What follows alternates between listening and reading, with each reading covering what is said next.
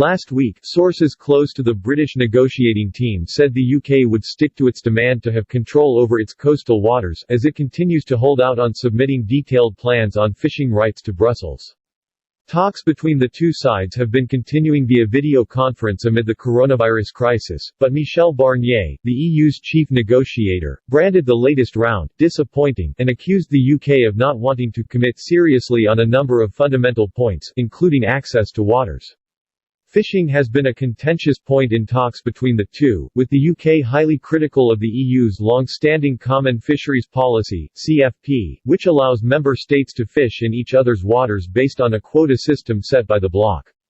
The EU's own mandate for Brexit trade talks says the UK and Brussels should fix a long-term deal on access to each other's waters in exchange for a free trade agreement (FTA), but the UK is pressing for annual talks to set those quotas, with the ability to block EU vessels if those discussions break down. France is one of many nations dependent on British fishing grounds, and before the negotiations even started, it was Emmanuel Macron's government who had made clear to Mr. Barnier that he had to push for stronger commitments on regulatory alignments in return for maintaining free trade. In March, Mr. Macron said he was willing to put up a fight over the issue. He said, "If we do not get the same access as today, we will seek compensation. I will not let our fishermen be impacted by a British vote they could do nothing about." In a report for the Brexit think tank Red Cell titled, "Putting the Fisheries Negotiations into Context," and published in March, former Grimsby MP and Brexit campaigner Austin Mitchell explained why Mr. Macron's bullying will ultimately fail. He said, "The first effort from France was to threaten import bans on British fish unless EU vessels got access to British waters.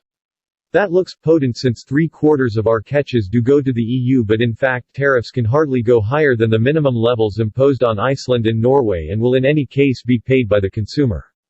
Endless red tape on perishable goods would be more difficult, but if the French state can't control its own trade, other states will take it.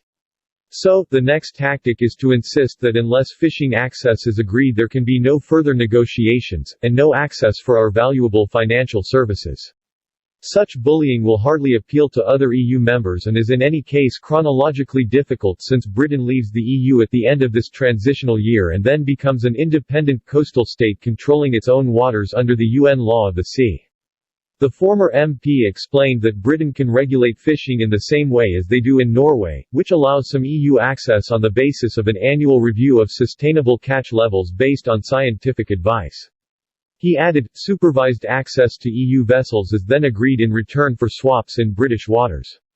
British fishing could be run on the same basis with either swap arrangements or license fees, a more substantial fishery protection effort to stop illegalities and cheating, and a gradual phasing out of foreign fishing as the British industry builds up.